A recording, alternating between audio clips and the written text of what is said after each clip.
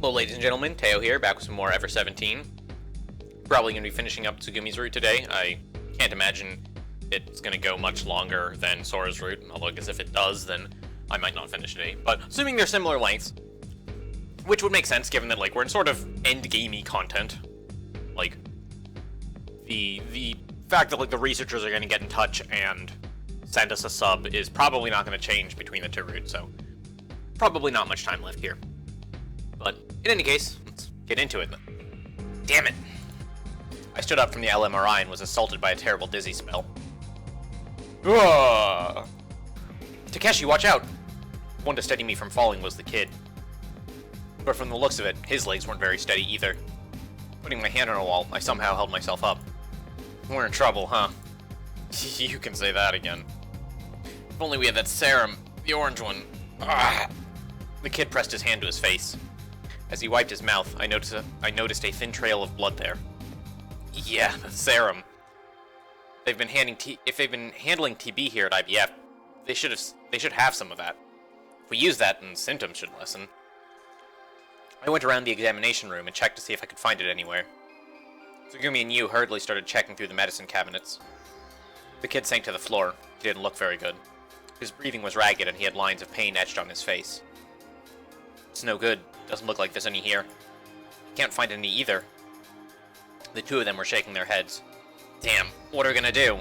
Rely on the dog? Woof, woof! Hey, Pee-Pee, you seem like you're doing pretty well. Without me noticing, Pee-Pee had come up and was darting around my legs. His tail was wagging frantically.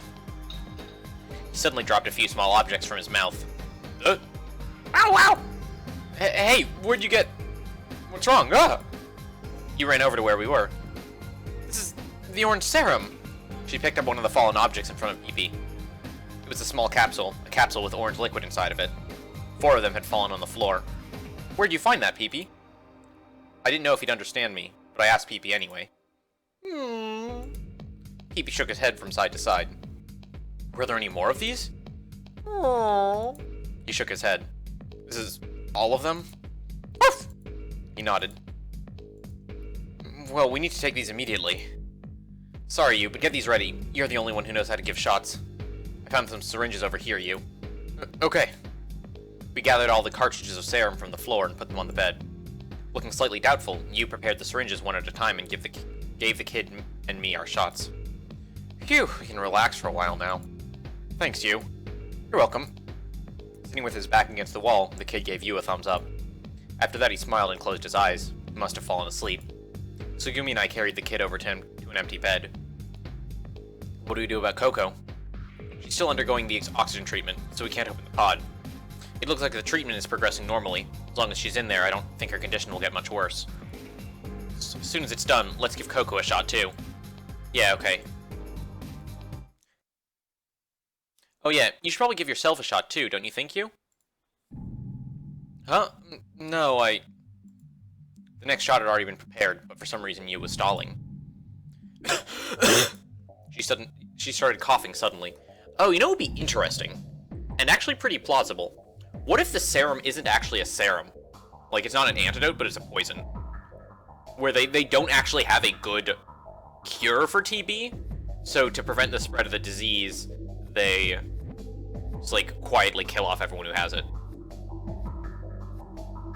It doesn't seem likely, but it seems possible. But then I guess that would interfere with my theory about the different routes being consecutive in some capacity, because if that's the case, then at the end of Sora's route, everyone died, because they all took the serum. Although I guess if they had gotten infected with Cure, maybe they're okay anyways? But it sounded like Cure was only transmitted through blood, and I don't think Tsugumi's, like, bled on anyone. At least not on screen. Hey, give yourself a shot quickly. But I just... She wouldn't stop coughing. Her arm hanging onto the syringe started to shake. Breathe deep. Her coughing finally stopped, but her hands wouldn't go still. What's wrong? You aren't feeling well? You want me to give the shot to you? No way. I don't like shots. Huh? You didn't have any problem sticking everyone else. don't like getting them yourself? Well, yeah, because they hurt. You puffed out her cheek stubbornly. What are you talking about? Your life's on the line here. What do you do? Give me that syringe, you. Ah! Reaching out quickly, I latched onto Yu's arm. Tsugumi, hold her down. Roger. Tsugumi forced Yu to sit on the bed and held her so she couldn't move. Hey, what are you doing? Ouch! Stop complaining. I grabbed onto Yu's arm and stuck the needle in it. Hey, where do you think you're sticking that? Got it all wrong, not there. Ah, stop mangling me. Ouch, ouch, stop, go more slowly. Well, stop squirming around so much. Angle's all wrong. You're gonna get air bubbles in it. Stop complaining, you can't do it yourself. You suck. Shut up. Stop it, let me go. I'm dying. Ouch. Idiot, we're giving you this so you don't die. Tsugumi slumped her shoulders. Yu was throwing a tantrum like a spoiled child. Small droplets of red stained the white sheets of the bed. After that, Yu got scanned on the LMRI. I suspected she had come down with TB. We didn't have room to mess around anymore. Ultimately, Yu wouldn't let me do it, so she ended up giving herself the shot, complaining the whole time and with tears in her eyes. I'm not sure how long our condition will hold with just one shot. Hey Yu, do you think we can do anything after it stops working? She was sitting at the computer terminal, silently typing on the keyboard. Yu, tell me what we can expect. Don't talk to me, can't concentrate. Alright. Trying my best. But someone's put a lock on the communications protocol and we can't make contact with the surface. But every once in a while, I found some communication data that crosses through. If I can release that lock, or, well, anyway, we just might be able to get through somehow. At least it's better than Limu, where we had no way of making contact. Alright, show me what you got, genius. Okay. I left Yu for a while and went to look at the monitor attached to the capsule pod. Tsugumi came over to stand next to me and looked at the monitor. How is Coco doing? She's in a serious but stable condition. Really. According to the monitor, it would be 4 hours before Coco could leave the pod. The pod was full of high-pressured oxygen. We couldn't take Coco out of there until the time had come. We should probably get the kid into a pod, don't you think? Yeah, let's get ready. But for some reason we couldn't get the hatch on the farthest pod to close. Oh, interesting. I don't think that happened last time. Like, I think of the 3 pods, one of them had Coco in it, one of them had the dead guy in it, and they, like, didn't mention the 3rd pod, did they? Or, like, they sort of glossed over it. Or, like, at most, I think they might have actually just stuck the kid in it. So, either something's changed or I'm misremembering it. Oh, no, I guess it wouldn't have made sense for them to stick the kid in, because then he would be in there for too long for the escape to make sense. So maybe this is around the time when Takeshi, like, leaves to go check on Sora? Not sure. It wasn't easy, but I took the dead researcher out of his pod and set him down outside. Mr. T.Y., he was dead. He had looked like he was smiling at the very end, but his expressions had betrayed his agony after all. It was probably best that Coco hadn't seen her father's dead face. Tsugumi sterilized the pod and finished cleaning up. I shook awake the kid, who was sleeping in the bed. Hey kid, pod's ready. Wake up. Takeshi? He slowly opened his eyes. Sorry to wake you, kid, but I need you to get in the capsule pod. What? He opened his eyes wide at my words. What about everyone else? It's only one pod we can really use, so you get in. No way! What? Forget it. Why should I be the only one to... I can't just abandon everyone. It's not like that. It's about how sick you are. You're the most serious case after Coco. Still, forget it. Once I get in the pod, I can't get out for a while, right? No way. I want to stay by Coco. Getting up out of the bed, the kid staggered quickly over to Coco's pod. I'm not moving from here until we know that everyone's getting out. He clung to the pod. I thought about trying to pull him off, but he seemed absolutely determined not to move. Stupid brat, what the hell are you saying? Forgetting my own exhaustion, I began shouting at the kid. Don't you want to escape? If you want to get out, you have to listen to me. If you get any worse, even if you get in the pod, it might be too late. But... Listen, there's only one more shot of the serum left. I pointed to the orange capsule left on the empty bed. So... What? Wait, why is there only one left? Or why is there one left? All of a sudden, the questions flew. Hey! What? You turned away from the terminal as well. What are you talking about? The cartridge is for Coco, right? Tsugumi mumbled with her face slightly turned away. So that's it. Everyone's gaze finally rested on Tsugumi. You know, Tsugumi, I still haven't given you an injection. Yeah, but she doesn't really need it, right? She's immortal. That probably does a good amount of work counteracting TB. Although I guess you could still be a carrier for TB, which is probably bad. Yeah, so? Tsugumi mumbled with her eyes averted. I'd forgotten before. I injected Takeshi and the kid with a shot, then I got busy, and then... So, out of the 4 of the shots, we still have 1 left. Getting up from the terminal, Yu spoke acidly. How are you feeling, Tsugumi? You're not in pain? Come to think of it, Tsugumi didn't have any symptoms. She didn't show any signs of the TB virus. I dredged up Tsugumi's old words from the depths of my memory. Highly improved immune system and increased metabolic efficiency. Telomeres that continue to rejuvenate. Couldn't be. Tsugumi, I want you to get scanned right now. Cure virus P carrier. Tsugumi's genetic makeup had been altered by Cure, giving her incredible rejuvenative powers against illness and injuries. Tsugumi had also been infected with TB, but she'd already been able to make the antibodies and drive out the virus. Cure. Tsugumi had gone beyond the normal human capability. She had mentioned that she was special. Successful cases of genetic manipulation were probably exceedingly rare. Cure. Looking at the results from the LMRI scan, Yu nodded. I found it in Limu's database, but I'd heard about it before once. I never would have imagined that you're a carrier of the Cure virus, Tsugumi. I don't care if you hate me. Hate you? Why would I? Are you scared then? You're scared of me, aren't you, Yu? Probably thinking that you don't want anything more to do with me, right? I wouldn't think that. Yu shook her head fiercely. Why would you say that? Well, Tsugumi bit her lips and said, well, because I can be here, and I don't have to suffer. It could be that I'm just watching all of you throw up blood, and eventually when you're crawling on the floor, I'll be laughing at you. Because I'm just a cruel person like that. You couldn't look Tsugumi in the eyes. I don't think you're like that. Clutching Coco's pod, the kid spoke up. I don't think you're a bad person at all. I mean, you're the one who saved Coco, right? You risked your life to save someone. Yes, so what? To tell you the truth, I regret it now. Coco's suffering from TB, isn't she? She's stuck in that pod and she's suffering. If I hadn't had the stupid whim to do that, this wouldn't be happening right now. The kid turned away from Tsugumi. Tsugumi! Stop it right now! I yelled at her with all of my might. I ran over to her and grabbed her by her collar. You still talking garbage like that? Saying things you don't really mean. I mean it. Stop lying to yourself! It isn't a lie. It's the truth. The only one who TB isn't affecting is me. I let go of Tsugumi. So how about it, Takeshi? You ready to accept the truth now? Tsugumi was probably just pretending to smile at me. Yeah, it's an indisputable fact. Fine, I'll accept it. But you might just help us get better. What did you say? Just then, Tsugumi's expression became serious. You can bleed in our mouths. It'll be hilarious. Well, I'm not a doctor, so I can't really tell, but... Smallpox, penicillin, snake antivenom. You're pretty smart, this should make sense to you, right? No way. It's our only chance. Your body's creating antibodies to the Tiefblau virus, we'll use that. If we can get those antibodies, then there's a small chance we can fight off the Tiefblau. It's too dangerous! Tsugumi's expression was getting more and more worked up. Do you have any idea how hard it is to make antibodies and vaccines that work? There's almost no chance.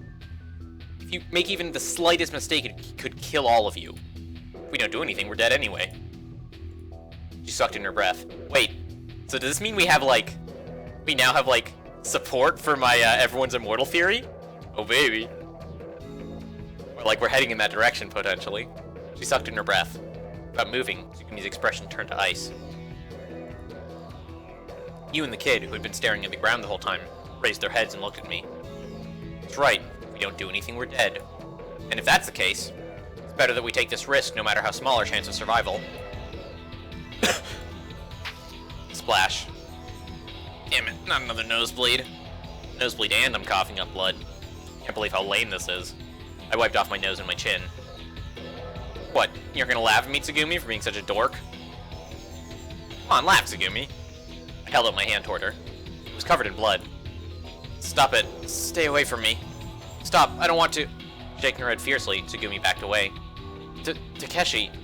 Shh. Yu was moving to stand up, but I lifted a hand signaling her to stop. Listen, Takeshi, Tsugumi. Yu opened her mouth to talk from where she was seated at the terminal. There's a simple lab in the back of the examination room. I saw a centrifuge and a machine for refining serum. We We could probably use it to safely and quickly extract the Teeth Blau antibodies.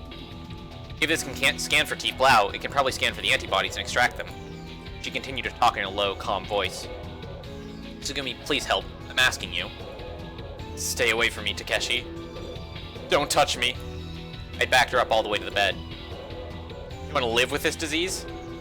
Once you got the cure virus, you can't go back. You have any idea what you're in for? She couldn't go back any further. Tsugumi searched for the bed behind her with her hand. With the tip of her outstretched hand, she brushed across the only dose of serum left. But we don't know that the cure virus will infect everyone. Even you said you were special, right? Please, I'm begging you. Let me take a gamble, so that everyone can live. I stood quietly in front of Tsugumi. My legs were unsteady. My vision was hazy. But I stepped forward strongly and stood up straight. Oh, maybe not. As far as the, all the routes are sort of consecutive. That doesn't quite work the way I want it to, because if this works and everyone here contracts a cure, then that would make sense for this to be the first arc chronologically, right? Because otherwise you can't have other arcs without everyone being immortal first, under my theory.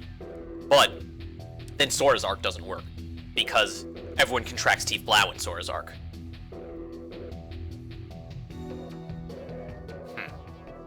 So maybe, like, at any given time, only one of Takeshi's roots and only one of the kids' roots is canonical?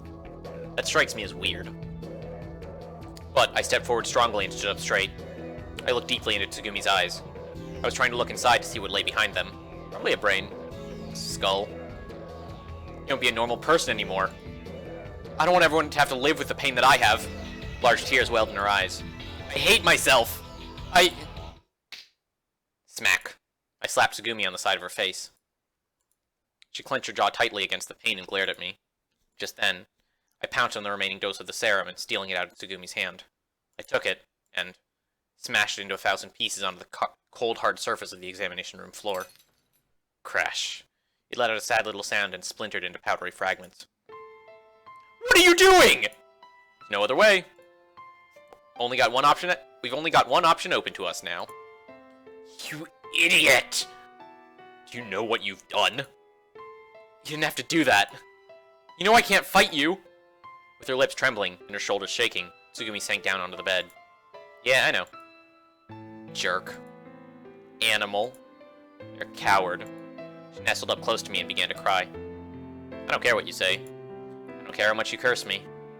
Ah! Fool! You fool! If you mess this up, I'll never forgive you, Takeshi. It's okay. It's gonna be okay.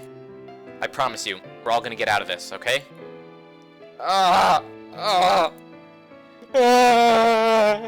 She raised her voice in a loud wail. She started crying like a small child. She threw away everything that was holding her back and cried with everything she had. You started operating the terminal. The refining machine whirred to life. The scanner also started to move. Wiping away her tears, she stuck out her arm. You gently took her arm and drew some blood. The whole time, Tsugumi held onto my hand. She continued to cry, letting out sobs occasionally. My consciousness started to fade. I lost all sense of time. It was hard to tell if it was reality or a dream. Am I alive? Or am I dead? Where am I thinking about all these things? It's fine now. I think it worked. I prepared the shots. So next, it's up to you, Tsugumi. If you don't wake up from this, I'll never forgive you. Not as long as I live. Tsugumi, where are you going? Well, I left a friend of mine upstairs. Gotta go meet him. My best friend. Hungarian hamster. His name is Chami. Chami? See ya. Wait, what? First of all, why'd you leave the fucking hamster upstairs? Second of all, now you're gonna get trapped when the elevator breaks, goddammit.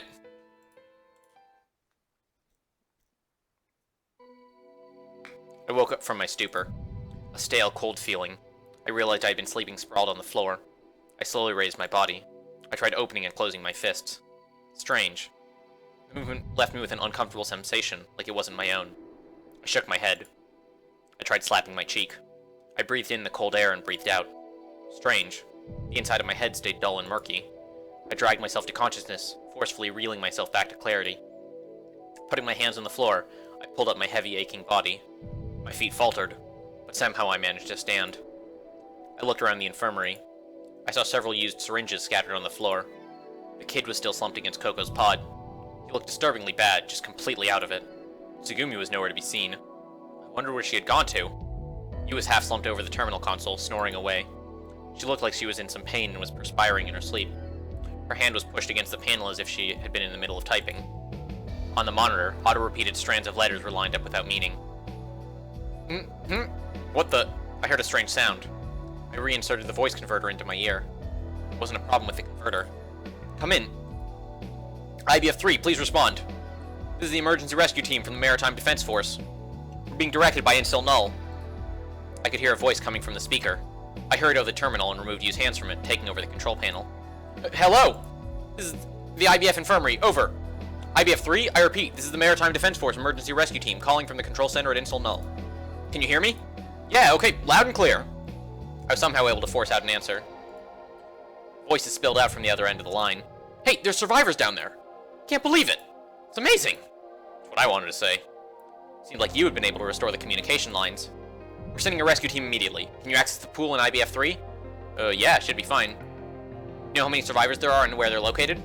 In the examination room there are 6. 6, I copy.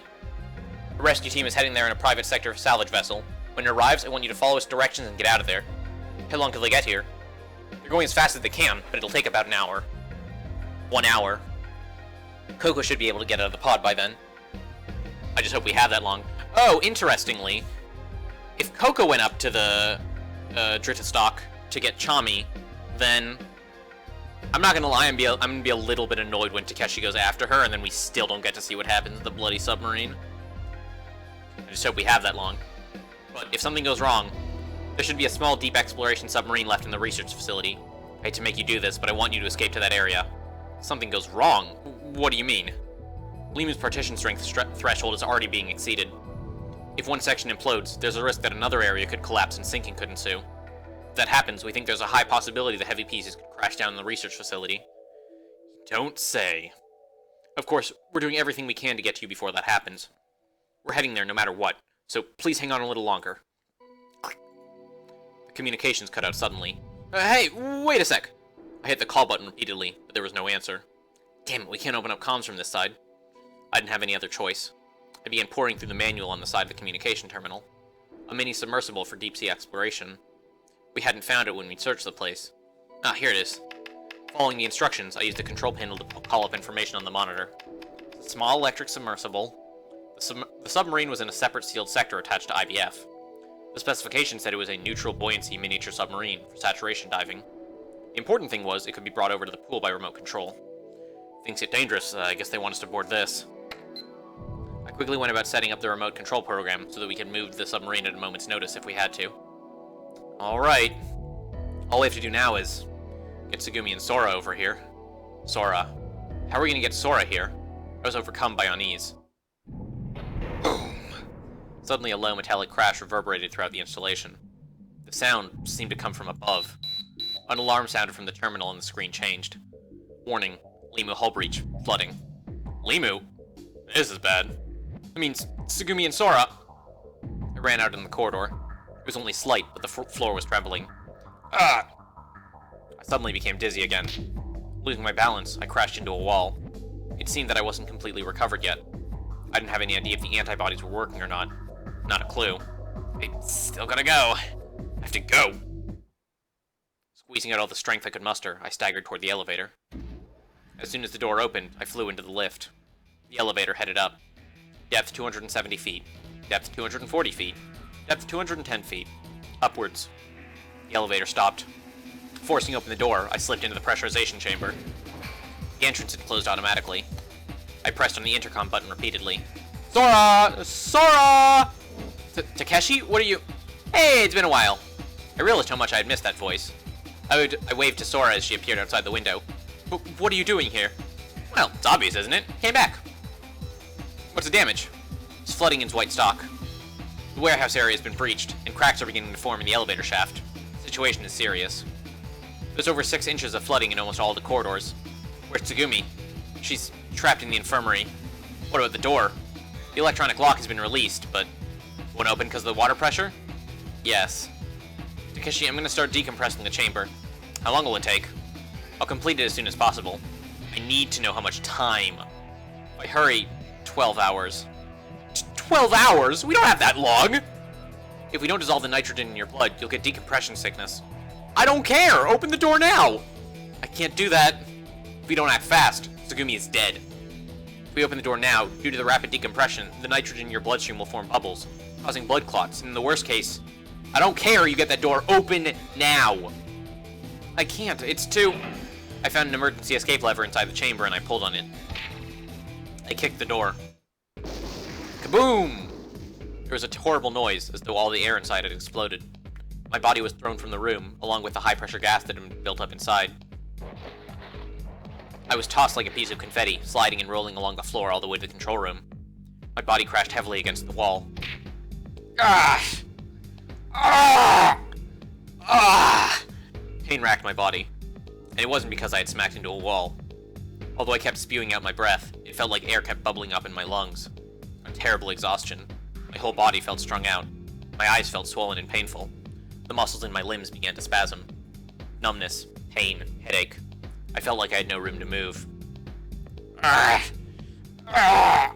According to astronomers, humans can live for a short period of time even if they're thrown out of a spaceship into space.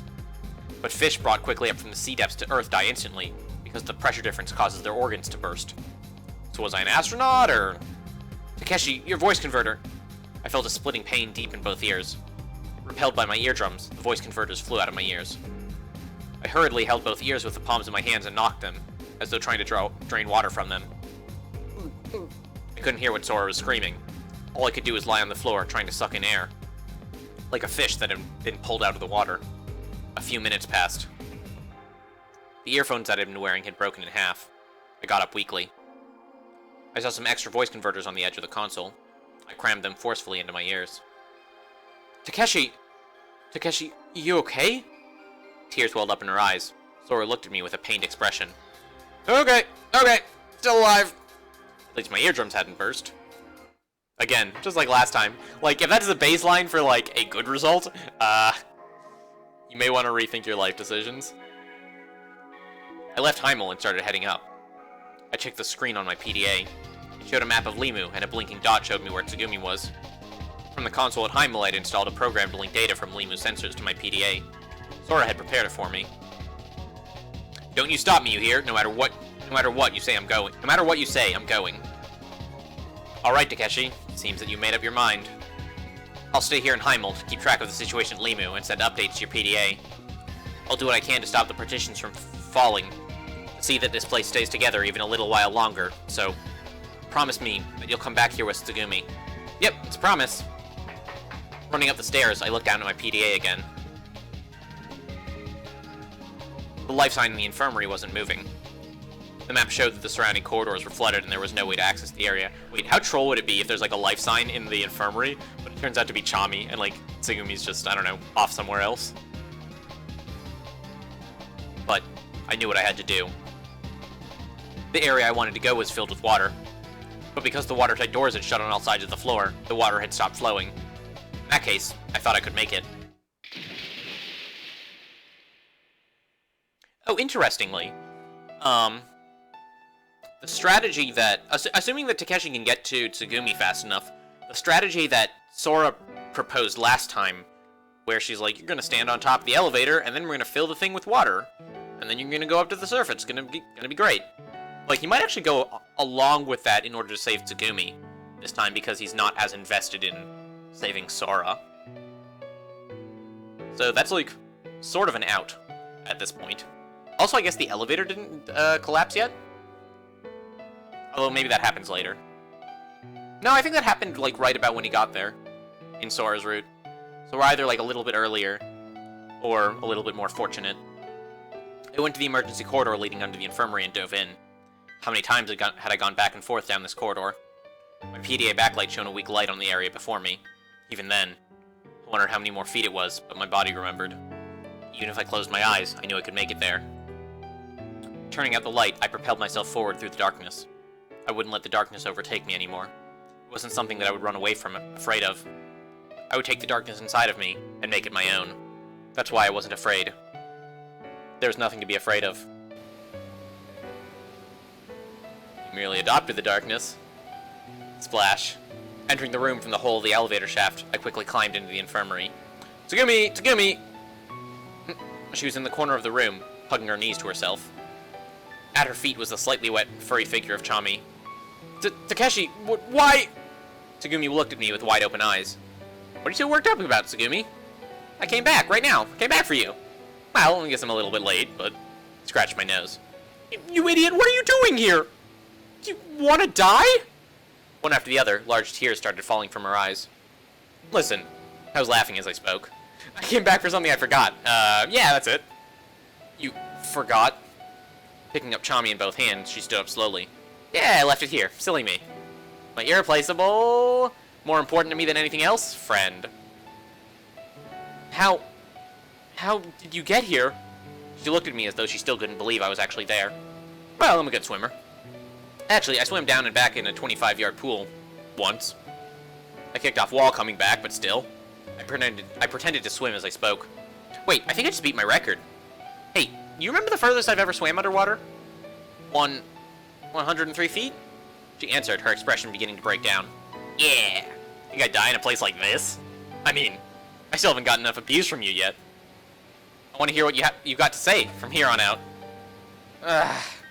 So, I came for you, Tsugumi. What a charmer. Takeshi! Takeshi!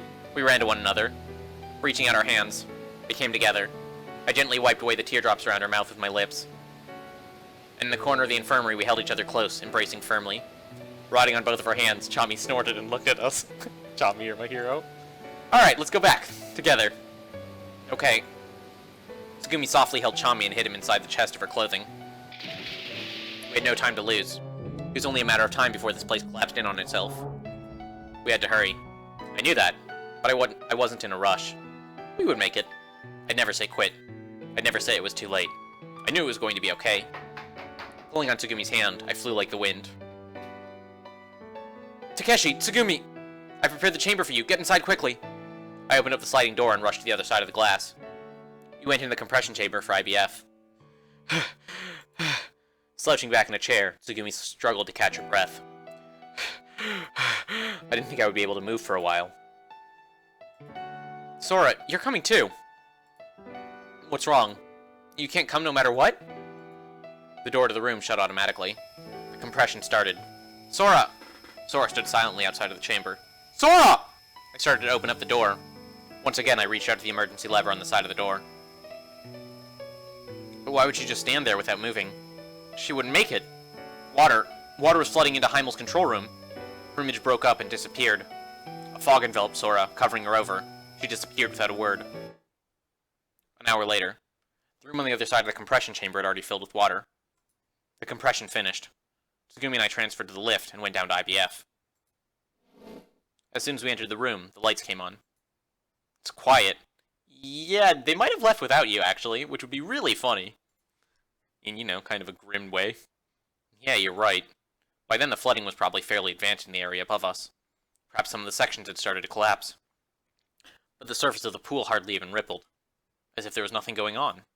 I wondered how much longer the place would hold. What's wrong? The time. We're past the scheduled time. What schedule? Actually, there's a rescue team on its way. Rescue? Yeah, they call themselves the Maritime Defense Force, I think. You was able to open up the communications line, so we got a hold of Insel Null. I turned the handle on the door of the examination room. The lights came back on in the room. They aren't here. Nobody's here? Tsugumi searched around the examination room. Man, that's really funny. And also super awkward. Then she checked each of the capsule pods. I also did a quick search of the room. Coco's pod was open. The manual for the control panel was open to the same page.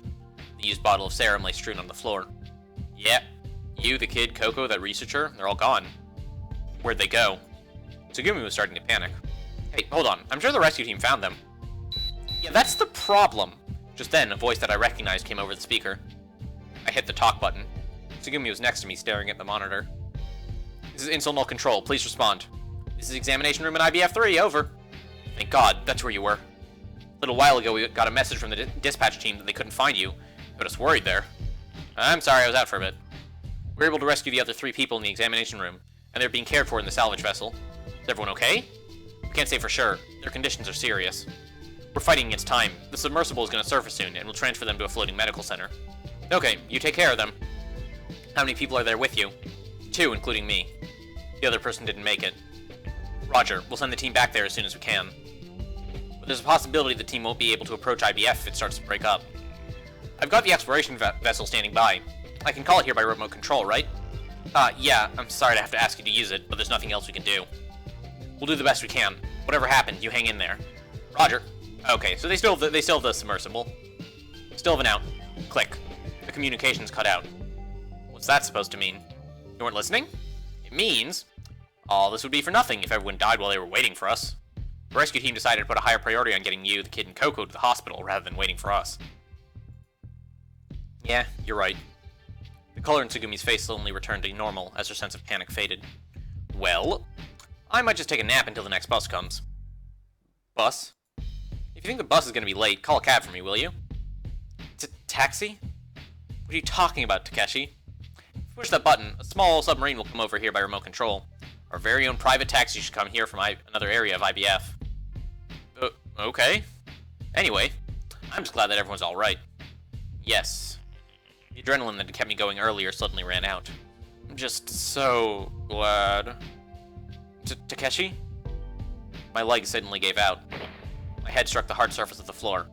But before I could feel anything, I slipped into a deep sleep as Tsugumi held me in her tight embrace. A soft warmness surrounded me. Light. I felt that I had overcome an immense distance. The end of the darkness. A soft white light surrounded me. There's nothing else for me to look at. There's nothing below me. Nothing there to support me. But for some reason I was at peace. I was floating. Floating steadfastly. I was swaying freely in the center. In the center of gently drifting water. I could hear something faintly. The first sound I had heard in my life. Yes, it was the sound of a heart beating. I remembered. I was surrounded by the gentle sound of a beating heart. There was no greater feeling of peace than what I felt then. How long would I be able to stay there? I didn't know. I knew that I would have to leave that place at some point. I would have to let go of that fragile bond soon. But I wasn't sad.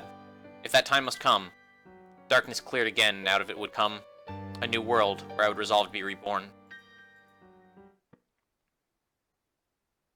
Good morning.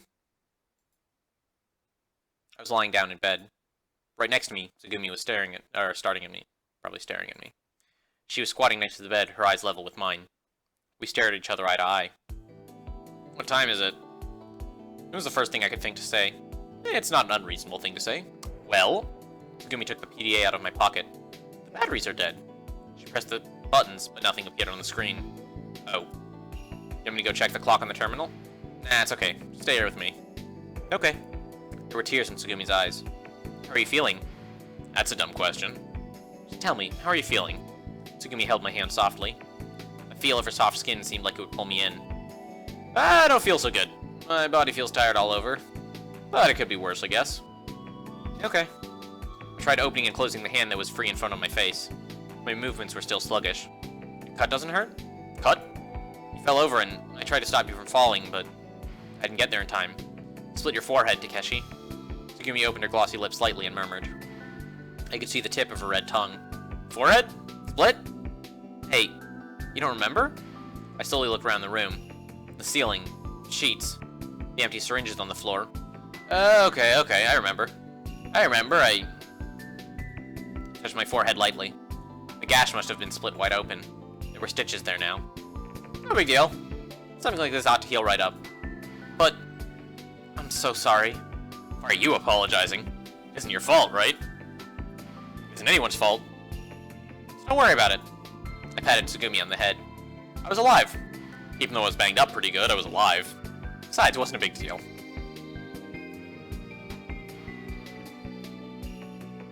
I looked around the room once more.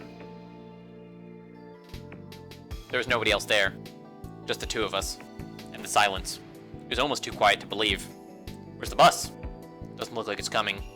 How about a taxi? Already sent for it. Communications? Since that one, we haven't had any. I could see the monitor. It reported that the remote control guidance was working normally. It'd take about an hour for it to reach our pool. But it seemed that the submarine was making its way without any glitches. Oh. Guess guess that leaves us some time to relax until the taxi gets here. Won't do us now some good getting worked up about it. Yeah. Even if I had wanted to, my body wasn't doing what I wanted it to. Felt like I was running low on batteries. I was exhausted. Couldn't think straight. I'd gone beyond the limits of my strength and spirit. Huh? I noticed something and brought my face closer to Tsugumi. What, Takeshi? Takeshi? I almost pressed myself against her and brought myself close to her face. What? Her cheeks, which had been puffed up from crying, started to turn slightly red. I'm hungry, I murmured, pulling my face up close. I feel like I could eat just about anything. Really? Guess what, Tsugumi? What? Tsugumi's face became redder and redder. There's just the most amazing smell coming from you. Excuse me? Huh? Her eyebrows arched, as if she were annoyed. Hey, you're not hiding anything, are you? Food. I reached out for her chest. Stop it! She quickly covered herself with her arms. You're not gonna eat Chami, are you? You can't, I won't let you! As if I would, stupid. Call me stupid, stupid. Her expression turned to normal. She undid a few of her buttons and let Chami out from her shirt. Sorry for keeping you in there the whole time, Chami. It's okay, you can go play now. Chami sniffed the air as he rode in the palm of Tsugumi's hand, suddenly jumped to the floor and ran to the corner of the room. I watched the whole time. Takeshi. Tsugumi spoke to me as she redid her buttons. You were watching, weren't you? What? What do you mean, what? When I was... Did you want to see more? More what? Forget it, you jerk. Now, kids. Keep your clothes on. Gong. A low vibrating sound shot across the room. The bed shook slightly. It's okay. She looked up for a second, then quickly returned her gaze. Don't worry, alright? We're okay for now, I think. Yeah, we'll be fine. I know it. I don't have any proof, but... I'm even starting to talk like you now. Must be something wrong with me. I sat up quickly, and I grabbed hard onto Tsugumi's hand. What is it? I know, Tsugumi! What? This is incredible! What are you talking about? Why am I suddenly deeply, deeply concerned? Flustered, Tsugumi's cheeks changed color in her confusion. I've made a major discovery! Oh god. Heaven spare us. I brought her hand close to me. Tsugumi's face was right next to mine. Alright, listen up. Okay. I know where that great smell is coming from. It is... you! What? I don't even know how to react to that. Huh? Huh? What? You're what smells so great. Jeez, you smell good. Alright, Takeshi, so... here we have two options available to us. Cannibalism, and not cannibalism. And now, you might call me a prude, but I would generally tend to advocate for the second of the two options. But you know what? You do you. A sweet smell. Perfect. Let me have just one bite. What are you doing? Stop it! Let go of me! Let me go! Ow! You idiot! Cut it out! Smack. Wait, he actually bit her? That's messed up. Takeshi, you're a dumbass. Ow! Hey, did you really have to smack me? Well, hey, I'm an injured man here. Well, act like one. Lie there quietly. Jerk. What were you thinking, biting on my finger like that? My teeth had left an imprint on her finger. Thank you. Still hungry, but I feel a lot better. Takeshi, you're a dumbass. Also, like, if you got her blood in your system, you might be immortal now. Like, if that wasn't, like, your goal, then you're a dumbass. If it was your goal, then you're probably still a dumbass, but at least you're an immortal dumbass. Is that better or worse than a normal dumbass? I don't know, but I have the feeling we're about to find out. I couldn't keep sitting up, so I lay down in the bed again. Can't believe you did that. The tears that had dried up just a bit ago were in Tsugumi's eyes again. I laughed at the situation. There wasn't much strength left in me, but I laughed anyway. I'm a man of insatiable desires. When I get hungry, I stuff my face. When I get sleepy, I sleep like a bear. Give me a chance and I'll be thinking about hanky-panky. That's all I think about. I'm beyond salvation, right? Let's keep this PG-13, kids. Yeah. You're an idiot is what you are. She tried to smile back at me. Her voice dried up and tears began to fall. I'm such an idiot. Come on, laugh at a fool like me, will you? Yeah, you are an idiot. Tsugumi laughed. You are the world's biggest idiot. I can't believe how stupid you are. Man, Tsugumi speaking truth here. It never stops. How did you ever get to be so dumb? I believe he was dropped on his head as a child, perhaps multiple times. She was smiling, but her tears wouldn't stop falling. No reason, I guess. Just trying to live all out, because I don't want to die. Really? That's it? The tears continued to fall. I think there were some things that I was taking too lightly. There are people who go on living even when they want to die. People that die who want to keep on living. I had no idea that was how things were. Guess I was pretty naive about the way the world works. Until coming to Limu, that is. But then I met you, and the way I thought about things changed. The world isn't always filled with good things. Yeah. She nodded, and calmly wiped away her tears. But I don't want you to think that living is something to be embarrassed about, or something that you hate. I think as long as you're alive, it's okay to live. I think there are good things waiting for you. Wait, not just that, but being alive is a good thing in itself. In that way, my thinking still hasn't changed. Yeah. She nodded. We held each other's hands. I don't know how to say it, but I looked up toward the heavens I couldn't see. I didn't know if there was something above. Something like a collapsing building? Didn't know if it really mattered. Maybe all I had to do was accept. The reason we keep living, in other words. What does it mean to die? Does everything really end when we die? Until you can really stare reality in the face, I think you should wait. Put it on hold. It isn't time for me to die yet. I just can't die yet. You can't either, neither can any of the rest of us. Till that time comes, all of us should live. Yeah. It's oddly inspirational. I'm a little bit impressed. She nodded as if in deep understanding. Hey, Tsugumi. What? I looked deeply into her eyes. I was trying to see if there was light inside there. I wanted to get as close as I could and see. Hey, you're bleeding from your finger. Uh-oh! Uh-oh! Well, you bit me earlier, right? Is that so? Yes, that is so. I'm sorry. Tsugumi's face was close enough that were almost touching noses. Closer. Even closer still. Ah! Now what is it?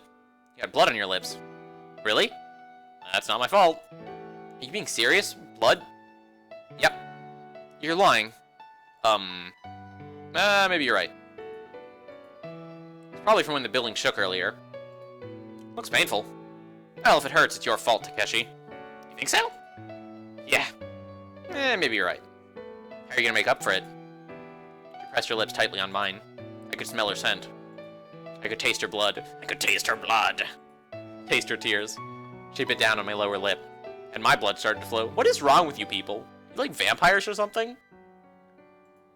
We were pressed together as tightly as we could be, embracing one another with everything we had.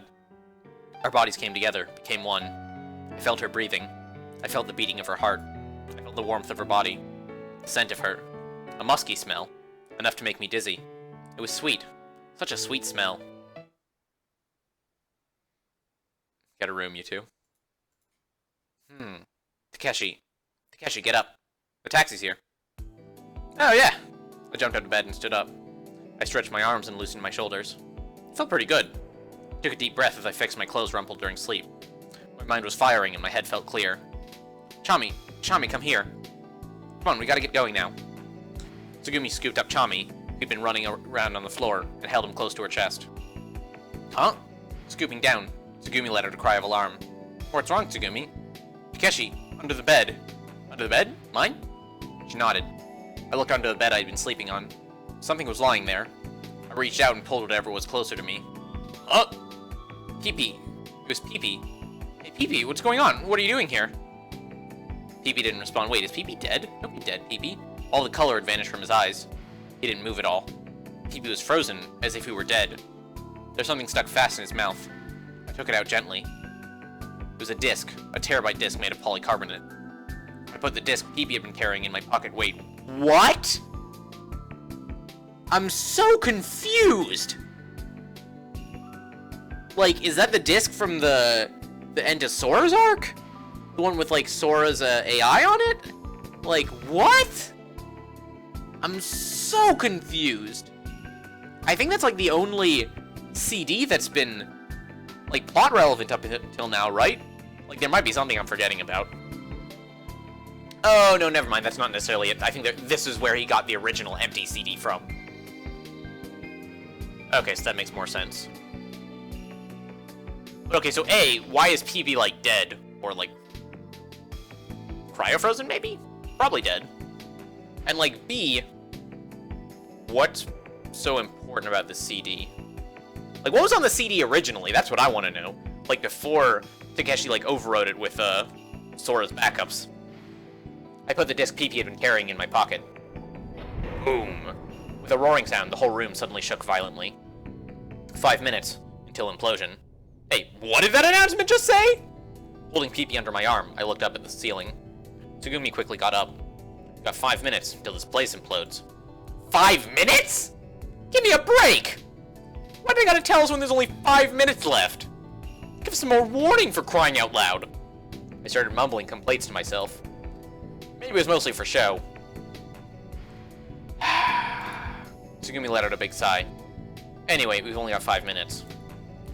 Tsugumi shrugged her shoulders exaggeratedly and stared at me. But for some reason, she seemed to be smiling. Just gotta accept reality. You could learn something from me, you know? Haha, listen to yourself, Tsugumi. Telling jokes at a time like this is way more my style, don't you think? Well, I guess you're right. We should be okay if we got 5 minutes, right? A smile floated to her lips and Tsugumi held out a hand to me. Of course! I took her hand firmly. 4 minutes, until implosion. The shaking and rumbling of IBF continued. I could hear the sound of the water rushing in and striking against the watertight hatches somewhere. Ominous metallic sounds rang out from above, and I wouldn't have been surprised if the ceiling had suddenly ruptured. But still, we ran without stopping. We were running to get out of there. I held onto Tsugumi's hand the whole time. Her body moved fluidly as she ran. We ran in sync with one another. We passed through the door that stood wide open at the end of the passage. On top of the pool, which looked like it was threatening to overflow at any moment. Our mini-sub was waiting for us. Yes! At least something's going right. The taxi's even waiting for us. Oh, of course. Tsugumi looked at me with a smug face and said, "It's a taxi. They aren't going to just leave us high-tipping customers here." Oh yeah, you're right. Oh no. What's wrong? I forgot my wallet. You idiot. Well, we'll put it on your tab. Oh, okay. Yeah, and Lilac's name. Ugh. Well, of course. 3 minutes until implosion. 3 minutes until implosion. We scrambled to the sub and jumped down the hatch. The controls were simple. We closed the hatch on the top by pressing a button. The submarine slipped out from the pool and into the middle of the ocean. The ocean currents quickly pushed us out to sea, away from the sinking Limu. Yes, Limu was, Paradise was, her home for 7 days was, warping and folding on itself like some kind of crumpled old newspaper. It scattered as it collapsed, like a child's wooden blocks that hadn't been stacked properly. Letting out its final breath of bubbles, it disappeared to the bottom of the deep blue sea. We were moving up. The small, fragile egg we were in floated quietly toward the surface.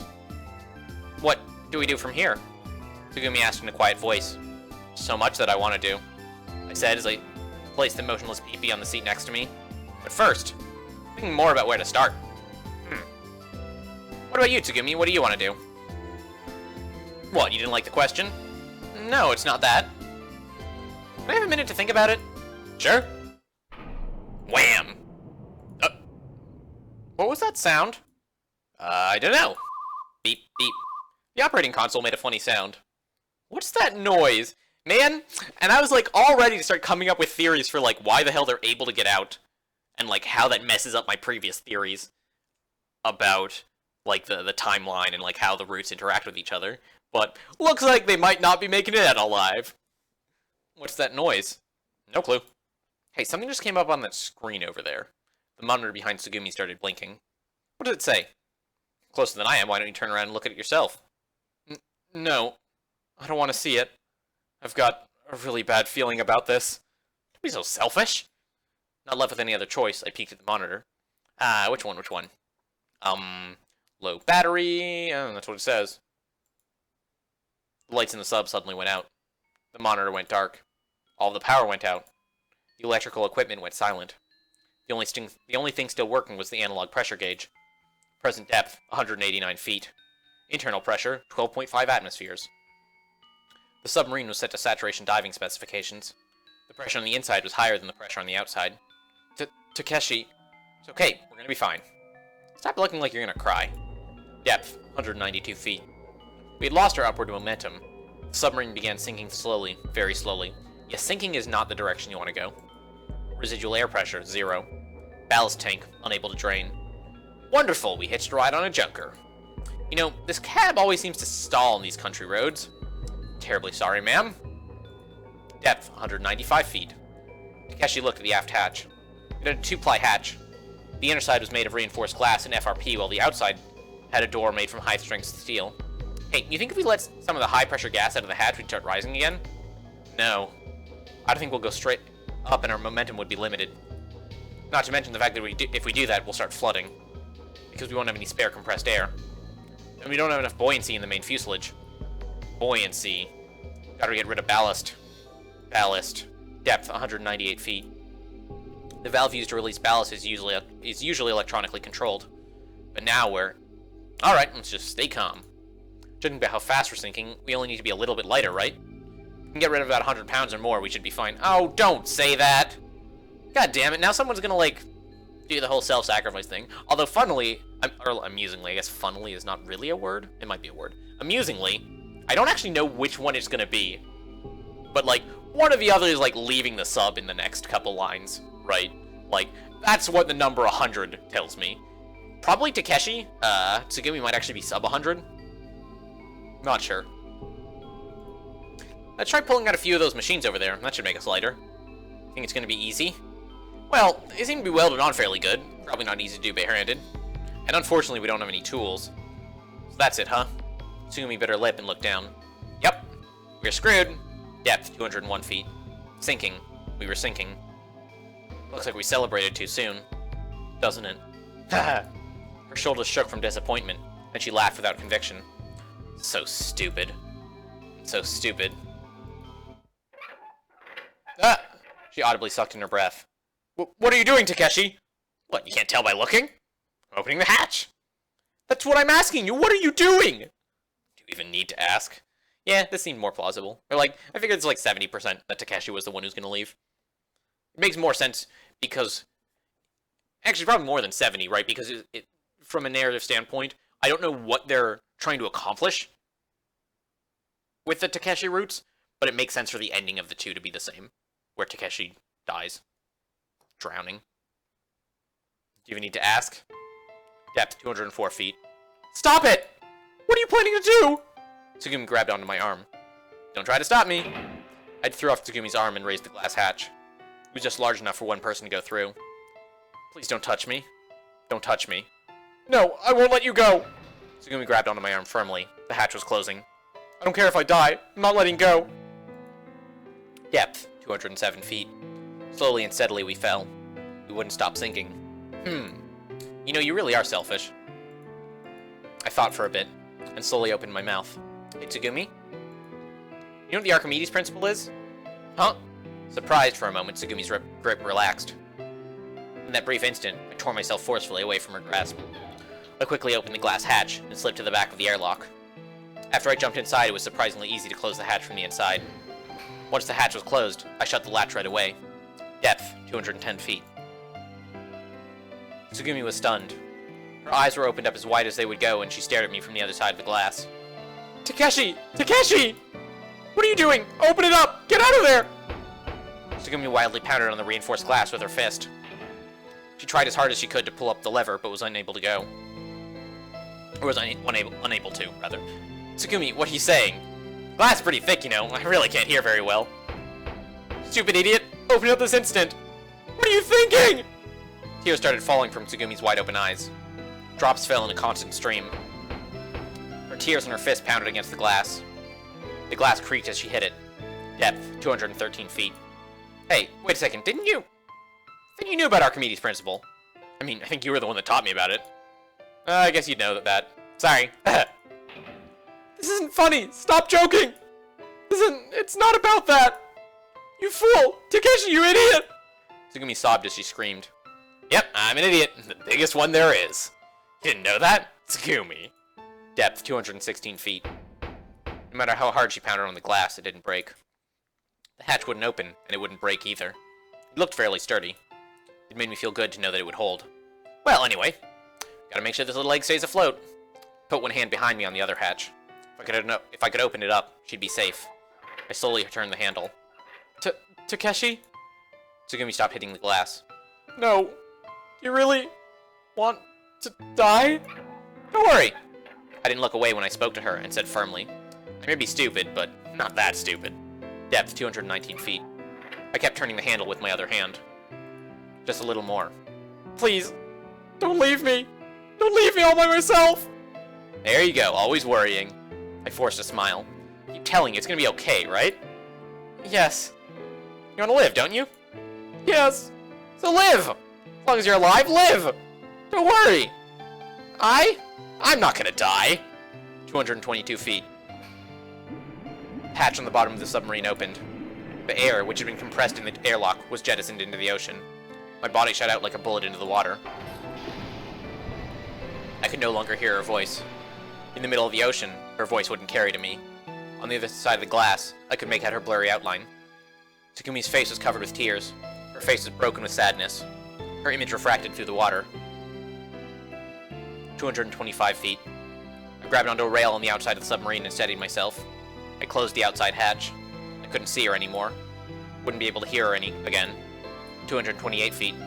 I let go of my last source of support and kicked the sub. Released from its support, my body went flying into a jet-black ocean filled with sparkling fragments of light. 231 feet. My consciousness was floating, but my will steadfastly clung to my body. It was still there. Even if it were threatening to turn to dust. Even if it were threatening to be torn apart. Live as long as you are alive. That was what I wanted. Maybe it was just stubbornness. I was sinking to the bottom of the ocean. My field of vision filled with white bubbles heading up to the heavens. I closed my eyes slowly. That's when I realized for the first time that I was here. I'm here. I'm here. I'm here. My body dissolved in the ocean, mixing with it, becoming one with it.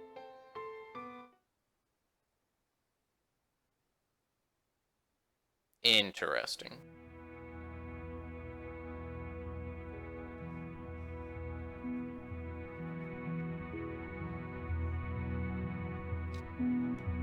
So, interesting difference between the two endings is that in Sora's route, Takeshi never really had an opportunity to contract Cure from Tsugumi, which means that, like, my initial, like, my knee-jerk theory about the ending, where Takeshi stays alive at the end of Tsugumi's route because of the blood he got from biting Tsugumi's finger, giving him Cure and making him immortal, doesn't actually work for Sora's route.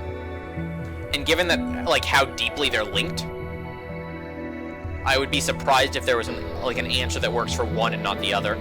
Also, like, what the fuck is this garbage? Stop it! Stop saying one! It's, like, really upsetting and I need you to stop. Wait, is the one Takeshi then? Does he, like, come back? But then it doesn't make sense for him to be immortal in Sora's route, unless it takes place chronologically after Tsugumi's route. And then we still don't have a mechanism for the resetting. Right? Like, we still need somebody to fix the facility. We still need somebody to bring everyone back. We still need some mechanism by which everyone except maybe Tsugumi loses their memories. Like, we're still missing a bunch of pieces from my theory. And, like, we're late enough in the game that, like, that's starting to be a fairly major strike against my theory.